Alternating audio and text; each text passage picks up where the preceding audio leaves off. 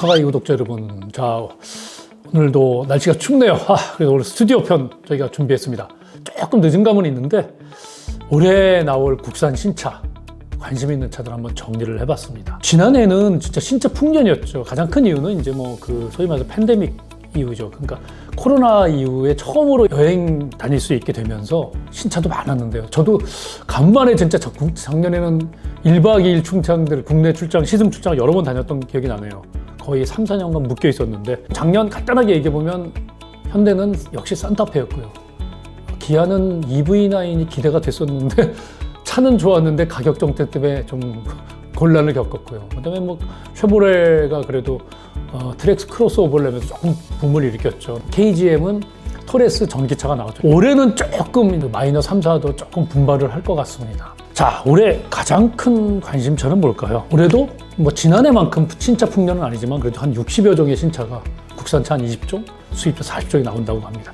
자, 그렇다면 국산차는 20종인데 사실상 대부분 현대기아죠. 아쉽지만 오늘은 이제 국산차를 한번 가지고 얘기를 해보도록 하겠습니다.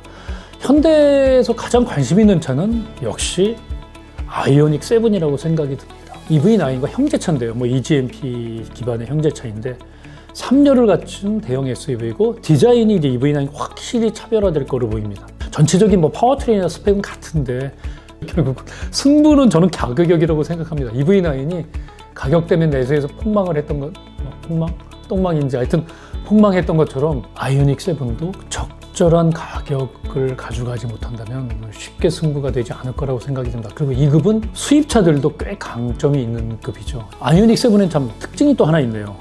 이게 특히 엔비디아하고 협업해서 엔비디아 드라이브 커넥티드 시스템이 탑재된다고 하는데, 그리고 또 LG와 협업해가지고 이제 차박 등등에 할 수 있는 차량용 가전제품을 장착을 한답니다.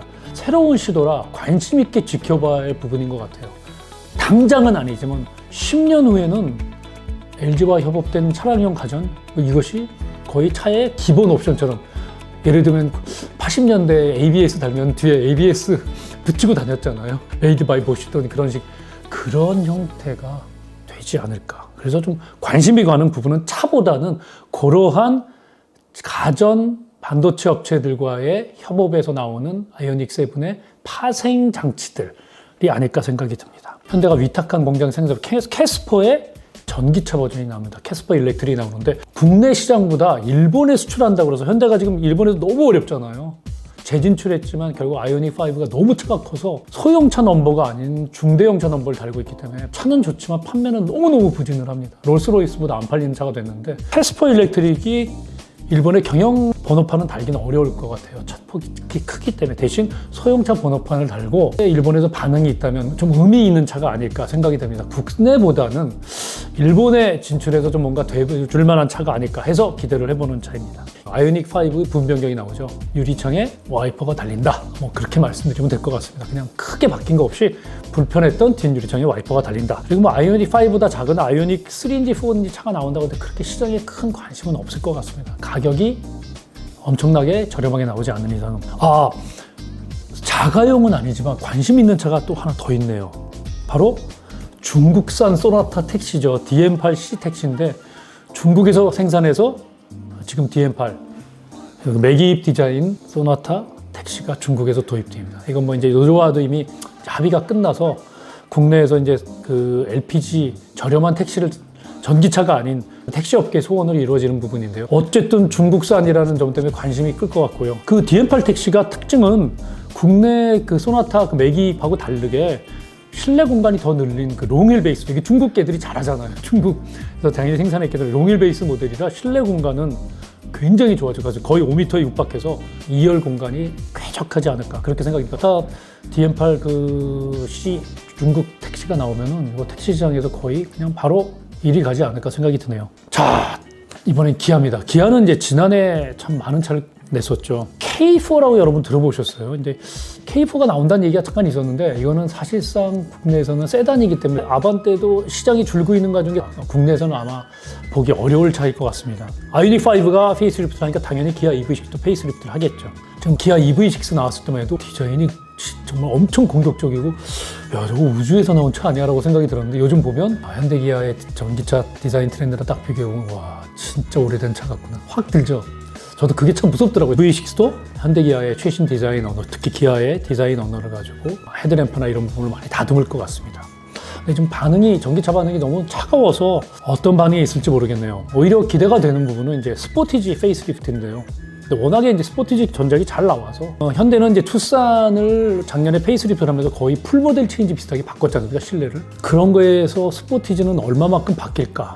뭐 기존 게 워낙에 잘 나와서 손보는 수준이 아닐까 그렇게 예상이 듭니다. K8 부분 변경 나온다는데 시장에서는 크게 관심은 없을 것 같네요. 올해 이제 상반기에는 전륜구동의 EV3 소형 SUV죠. 그다음에 하반기에는 전기 세단 EV4를 낸다고 하는데 가격대가 문제입니다. EV3는 저는 3천만 원대 중반을 넘어가면 어렵다고 생각이 들고요. 역시 이게 가격이 굉장히 중요한데 보조금을 받아서 2천만 원대 후반에 살 수 있지 않으면 어려울 거라고 생각이 들고요. 뭐 EV4 역시 마찬가지로 4천만 원대 초반 넘어가면 쉽지 않을 거로 생각이 듭니다. 근데 이 가격을 현대기아가 좀 맞출까 쉽지 않을 것 같아요. 고금리 때문에 가격 경쟁이 중요한데 예전만큼 큰 인기는 기대하기 어렵지 않을까. 차도 안 나왔는데 제가 톤을 치는 건 아니지만 좀 그런 생각이 듭니다. 그래서 가격 경쟁력을 가질 수 있게 현대기아 상품과 국내 영업에서 좀 그런 고민들이 많이 필요할 것 같습니다. 지난해 사실상 기아 EV9만큼 관심이 있었던 차가 카니발 하이브리드였죠.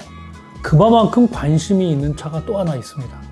바로 기아의 타스만이죠. 픽업 트럭.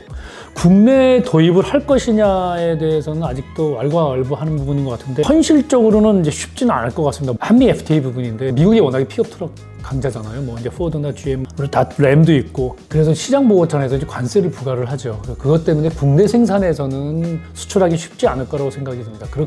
그렇게 판단했을 때는 타스만은 이제 미국 생산이 맞는 거고요.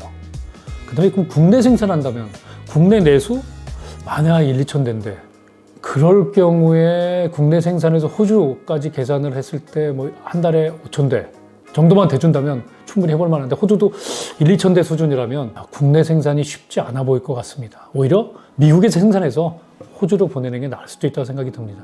모하비 프레임에 그 3.0 디젤 2.5 터보가 들어갈 거로 예상이 되는데 호주 시장용이거든요. 호주에서 현대기아가 좀 잘하고 있어서 특히 기아가 굉장히 잘하고 있죠. 호주용이라 국내 노조와의 이 해외 생산물을 들여오는 문제 합의가 쉽지 않을 것 같아서 관심은 많은데 사실상 이제 국산 완성차로는 이제 수입이 아닌 차로 보면은 KGM의 렉스턴 스포츠와 칸 두 가지밖에 없잖아요. 그거 하나밖에 없잖아요. 물론 이제 토레스도 나온다고 얘기는 하지만 그런 점에서 관심이 있는 차인데 국내 도입은 일러야 내년 말이나 됐을 때 쇼카 정도가 되지 않을까. 노조와의 협의가 가장 큰 문제라고 생각이 듭니다. 저도 관심이 있는 차종인데요. 쉽지는 않을 것 같다 생각이 듭니다. 조금 KGM한테는 안 된 얘기지만 그래도 약간 국산차로서 이렇게 약간의 소비자의 선택의 폭이 넓어진다는 점에서는 타스만이 꼭 왔으면 하는 바람인데 좀 지켜봐야 할 것 같습니다. 제네시스는 전기차 가기 전까지는 이제 페이스리프트만 나오죠. 뭐 GV70 페이스리프트가 있는데 이것도 크게 맡길 것 같지 않습니다. GV80처럼 워낙에 전작이 좋았기 때문에 GV80 수준으로 약간 범퍼 바꾸고 인테리어의 디스플레이 정도 바꾸지 않을까 그렇게 생각이 들고요. EV90이 빠르면 내년 말인데 이것도 역시 3열이 있는 대형 SUV죠. 이제 전기차로 나오는데 가격이 문제겠죠. 이건 당연히 1억이 넘어갈 것 같고요. 크게 국내 소비자들이 관심이 있을 것 같지는 않습니다. 뭐 나온다고 해도 기본 가격이 1억부터 뭐 9천만 원부터 시작되면은 거의 이것저것 옵션 하면은 그냥 소비자가 1억 이상을 지불해야 되는 현재 특히 전기차 시장이 어려워지고 있는 가운데에서 보조금도 못 받는 차이기 때문에 크게 관심이 있을 것 같지는 않습니다. 먼저 이제 KGM을 본다면은 KGM은 코란도 전기차 택시 내놓는다고 하고요. 뭐 이거는 어느 정도 판매는 가능은 할 것 같습니다.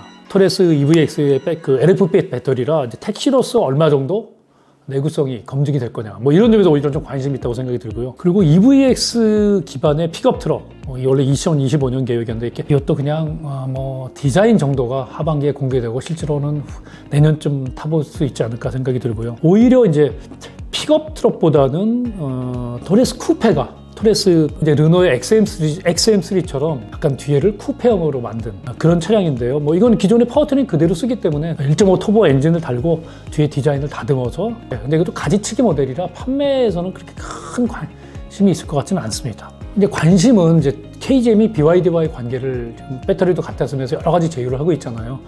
BYD는 사실상 내연기관이 없죠. PHEV밖에 없는데 굳이 따진다면 토레스 쿠페에 BYD의 PHEV 파워트레인을 쓸 거냐? 관심이 가는 부분인데 그러면 차가격이 또 어마무시해지죠. 4천만 원대 정도 되기 때문에 내놓을 수 있을까? 아마 토레스를 해외 수출 많이 하겠다라는 KGM의 뭔가 전략적 판단이 있고 의지가 있다면 가능하겠지만 어쨌든 토레스 쿠페의 PHEV가 나올 것이냐 관심 있게 지켜볼 포인트인 것 같습니다. 르노는 드디어 3년간 거의 사실상 신차가 없었는데 연말에 이제 지리차 CMA 플랫폼을 공유한 이제 먼저 이게 볼보에도 쓰이는 플랫폼이죠. 하이브리드 SUV 오로라 프로젝트 지금 현재 그 이름인데요. 이거를 연말에 출시를 한다고 합니다. 양산까지는 직접 갈지 모르겠지만 부산 모터쇼에서 디자인 실차를 공개를 하고 빠르면 연말에 양산에 들어간다고 해서 아마 국내 소비자들이 만나볼 차 중에 하나인 것 같은데 저는 가장 관심이 있을 올해의 하이브리드 차로 오로라를 꼽을 수 있을 것 같습니다. 양산만 제대로 이루어진다면 상당히 폭발적인 소비자의 관심이 있을 거라고 예상이 됩니다. 워낙에 지금 하이브리드 대세잖아요. 워낙에 지리차 CMA 플랫폼이 검증받은 하이브리드 플랫폼이기 때문에 르노의 디자인력을 감안했을 때 상당한 파괴력이 있지 않을까. 지금 이 오로라 프로젝트라는 차로 나올 이 르노의 SUV는 크기는 이제 중형차급이죠. 지금은 이제 QM6 중형차를 중형 SUV를 보기 어려운 부분인데 현재 소렌토와 산타페와 경쟁할 정도로 전장이 뭐 한 4,900 정도까지 큰 차가 될 그런 점에선 시장의 파이가 제일 큰 부분을 노리기 때문에 상당히 관심이 가는 차이기도 하고요. 그다음에 이제 플러그인 하이브리드도 달 수 있고 마이드 하이브리드부터 나오는데 플러그인 하이브리드까지 갈 수 있기 때문에 더 기대가 되는 차이기도 합니다. 특히 이 오로라 프로젝트는 해외 수출이 되게 중요하죠. 그런 점에서 르노 코리아가 공장을 돌릴 수 있는, 물론 이제 르노가 폴스타 차도 생산을 하기로 했지만 르노의 먹거리로서는 굉장히 중요한 차량입니다. 국내 내수로서도 하이브리드 SUV가 생긴다는 점에서는 소비자들이 굉장히 반가워할 부분이고요. 실루엣 사진이 돌아다니고 있지만 디자인 상당히 괜찮습니다. 자, 마지막으로 대접해야 할 분. 작년에 이제 트랙스 크로스오버로 대박을 쳤었죠. 쉐보레인데요. 올해는 조금 이제 국내 생산분 차량보다는 사실상 수입차. 쉐보레가 근근히 먹고 살았던, 관심 있었던, 잘 팔았던 차죠. 콜로라도 4천만 원대 초반 가격으로 갖고 와서 잘 팔았던 차인데 콜로라도가 정말 멋지게 변신을 하는데 불행히도 가격대가 풀모델 체인지 콜로라도가 한국에 들어올 때 이제는 이제 이런 가격은 4천만 원대 초중반 가격은 기대하기 어려울 것 같습니다. 기본형이 5천만 원이 넘어갈 것 같아서 좀 안타까운 부분인데 굉장히 많이 좋아졌어요. 인테리어도 너무 좋아지고 파워트레인을 좀 터보로 바꾸면서 가격이 많이 올라가서 그게 좀 아쉬운 부분인데 저는 콜로라도 지금 남아있는 전시장에 재고를 사는 게 현명하다라고 말씀드리고 싶네요. 아울러서 트레보스, 이것도 차박이 되는 굉장히 대형 SUV로서 쏠쏠한 판매를 해왔죠. 특히 뭐 2022년에는 굉장히 판매도 좋았었는데 트레보스도 아쉽게도 가격대가 6천만 원대로 팍 뛰어서 이 가격이 급상승해서 나올 거로 예상이 됩니다. 그래서 큰 돌풍은 어렵지 않을까 생각이 들고요. 파워트레인이 이제 기존에 V6 3.6L 자연흡기였는데 이게 터보가 올라가면서 미국에서도 가격이 거의 10% 이상 뛰었습니다. 그래서 5천만 원대 초반 가격으로 나오기도 쉽지 않을 것 같다 생각이 들고요. 오히려 관심이 있는 차는 이제 하반기에 나올 전기차죠. TM 플랫폼으로 만든 전기차가 드디어 이제 한국의 하반기에 올 거다. 그래서 이제 이코녹스 EV와 블레이저 EV인데 이게 가격 차이가 너무 많이 납니다. 이코녹스 EV가 가성비는 굉장히 좋고요. 나온다면 아마 국내 4천대 후반 정도 기대가 되는 차고 블레이저는 굉장히 고급스러워서 이건 뭐 5자가 쉽지 않은 차입니다. 거의 초반 가격 6자 정도가 찍을 차인데 예정이 돼 있는데 지금 GM에서 여러 가지 이제 퀄리티 컨트롤에 좀 문제가 생겨서 생산이 잘 안 되고 있고 그런 부분 때문에 하반기에 좀 가능할까. 벌써 캐딜락 리릭이 한국에 온다는 얘기가 2년 전부터 나왔는데 이제 겨우 인증받고 아마 올해 상반기 발표를 하는데 그런 점 때문에 더 미뤄지지 않을까 예상이 됩니다만 기대는 됩니다. 이코녹스가 한국에서 디젤 가져왔다가 폭망을 했는데 이코녹스 EV 가격만 좀 잘 책정을 한다면 어느 정도 가능성은 있을 것 같은데 달러 강세까지 있어서 쉽지 않아 보입니다만 기대는 콜로라도 2.7 터보 달고 8돈 변속기 달았는데 4자대 후반이 하나가 기본 트림이 있었으면 그래도 이 콜로라도 이 픽업 트럭 찾는 분들이 꽤 있거든요. 가솔린 픽업 트럭. 배기량이 중요하지 않잖아요. 이거 픽업 트럭은 화물이기 때문에. 기대를 해보면서 올해 신차 작년만큼 풍년은 아니지만 그래도 쏠쏠이 볼만한 신차들이 있다. 그렇게 말씀드리면서 현대기아 이외에 UK 쉐도 좀 분발을 해보길 기대를 해보면서 2024년 갑진년 신차 정리 마치도록 하겠습니다. 자, 시청해주셔서 감사합니다.